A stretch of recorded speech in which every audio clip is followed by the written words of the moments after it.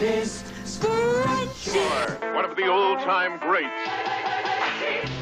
सन 1750 से ही हम लोग चॉकलेट खाते चले आ रहे हैं। हम लोग चॉकलेट के इतने शौकीन थे कि हमने इसे दवा के रूप में इस्तेमाल करना शुरू कर दिया। यहाँ तक कि यह कुछ धर्म में धार्मिक अनुष्ठानों में भी इस्तेमाल होता है और आज यह व्यंजन पृथ्वी पर हर जगह उपलब्ध है। हर साल लगभग हम लोग 30 लाख टन चॉकलेट खा जाते हैं। इसकी शुरुआत सबसे पहले अफ्रीका में हुई थी, जो मायाओं का घर था। कोको पेड़ के रहस्यों की खोज करने वाले ये पहले अफ्रीकी लोग थे, लेकिन शुरुआती दौर में कोको पेड़ का कहाँ इस्तेमाल किया जाता है ये उनको नहीं पता था। कोको पेड़ को बढ़ने के लिए कुछ परिस्थितियों की आवश्यकता होती है, जैसे 25 डिग्री का तापमान और 80% या उससे अधिक पेड़ में नमी होनी चाहिए। ये परिस्थितियाँ केवल पृथ्वी के भूमध्य रेखा के साथ कुछ स्थानों में मिलती है, जिनमें से एक स्थान पर मायाओं जाति का कब्जा था। आज दुनिया को अधिकांश कोको फल इसी क्षेत्र से मिलता है। इस कोको पेड़ की कटाई मायाओं द्वारा एक ही प्रकार से चली आई है।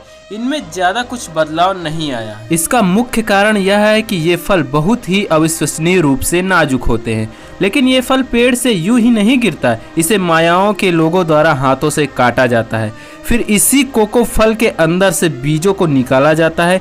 इनके बीज इस चिपचिपे सफेद गूदे में लिपटे होते हैं, जिनको हाथों से निकाला जाता है। अगर आपके मन में यह सवाल आता है कि ये तो चॉकलेट की तरह दिखता ही नहीं, तो आप बिल्कुल सही हैं। अभी इन बीन्स को एक महत्वपूर्ण प्रक्रिया से गुजरना है। अब इन बीजों को केले के पत्ते में लपेटकर एक विशेष प्रकार के बक्से में रखा जाता है। अब इन बक्सों को 3 से 9 दिनों के बाद खोला जाएगा। इस प्रक्रिया में 3 से 9 दिनों के अंदर इसमें सारे बैक्टीरिया मर जाते हैं। ये एक महत्वपूर्ण प्रक्रिया होती है जिसमें इन बीजों को सफेद गूदे से भी छुटकारा मिल जाएगा। अब इन बीजों को धूप में सुखाया जाता है ताकि इनमें जो भी नमी, कवक और बैक्टीरिया या फफूंदी हो, धूप में सुखाने के बाद इनका सफाया किया जा सके और बीजों में और अधिक स्वाद आ सके। अब ये बीज दुनिया भर के कारखानों में जाने के लिए तैयार हैं। कारखानों में पहुंचने के बाद कंपनी के अधिकारियों की टीम के द्वारा इन बीजों का निरीक्षण किया जाता है और यह पता लगाया जाता है कि बीजों की गुणवत्ता और रंग सही है। टीम के निरीक्षण के बाद इन बीन्स को एक विशेष प्रकार की मशीन में भेज दिया जाता है, जहां उन्हें घूमने वाले सिलेंडर में भूना जाता है। इस सिलेंडर के माध्यम से गर्म हवा को 30 मिनट से 2 घंटे की अवधि में नमी के साथ प्रवाहित किया जाता है।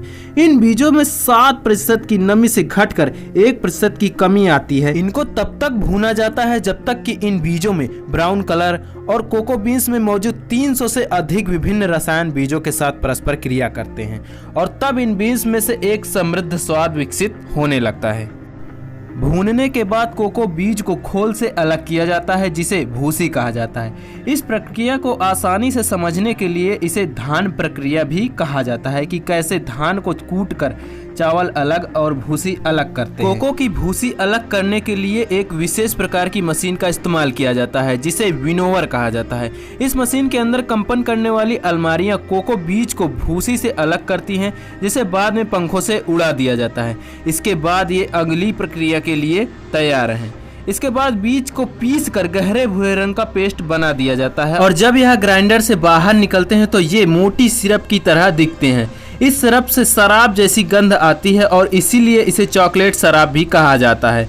अब यदि इसी सिरप को कोको पाउडर बनाना है तो इसे क्षारीय घोल से उपचारित किया जाता है। इससे कोको का रंग गहरा हो जाता है, जिससे इसका स्वाद हल्का हो जाता है और साथ ही साथ इसकी प्रवृत्ति भी कम हो जाती है। अब बीज के गुच्छे बनाने के लिए क्षारीय चॉकलेट शराब को अब वसा रहित कर दिया जाता है, जिसे अब हम प्रेस केक कहते हैं, क्योंकि इसमें से बड़ी मात्रा में वसा या चॉकलेट मक्खन को हटा दिया गया है, जिसके परिणाम स्वरूप एक ठोस पदार्थ बचता है, जिससे आमतौर पर प्रेस केक कहा जाता है। अब कोको पाउडर बनाने के लिए इसे तोड़कर छान लिया जाता है। अब जो हमने वसा या चॉकलेट मक्खन को अलग किया था, उसका उपयोग स्वादिष्ट कैंडी बनाने में किया जाता है।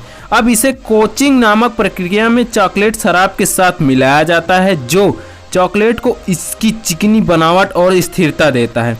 अब इसमें पाउडर, दूध, चीनी या वेनिला जैसी अन्य वस्तुओं को इसके आधार पर जोड़ा जा सकता है।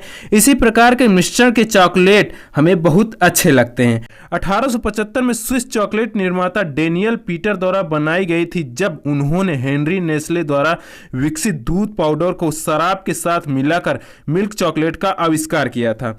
अब इस चॉकलेट को टेम्परिंग नामक एक प्रक्रिया के माध्यम से गुजारा जाता है, जिसमें चॉकलेट को धीरे धीरे गर्म किया जाता है और ठंडा किया जाता है।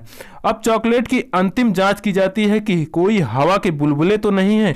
फिर इसे ताज़ा रखने के लिए पन्नी या कागज की पैकेजिंग में लपेटा जाता है। ये चॉकलेट बार छोटे दिख सकते हैं, लेकिन इससे कंपनी प्रति वर्ष $50 बिलियन तक कमाती है। Je vois tes yeux pleins de bonheur. अगर आपको ऐसे ही इंफॉर्मेटिव वीडियो पसंद आती है तो आप हमारे चैनल एंशिएंट एक्सपर्ट को सब्सक्राइब कर लीजिए। तो मिलते हैं नेक्स्ट वीडियो में। धन्यवाद।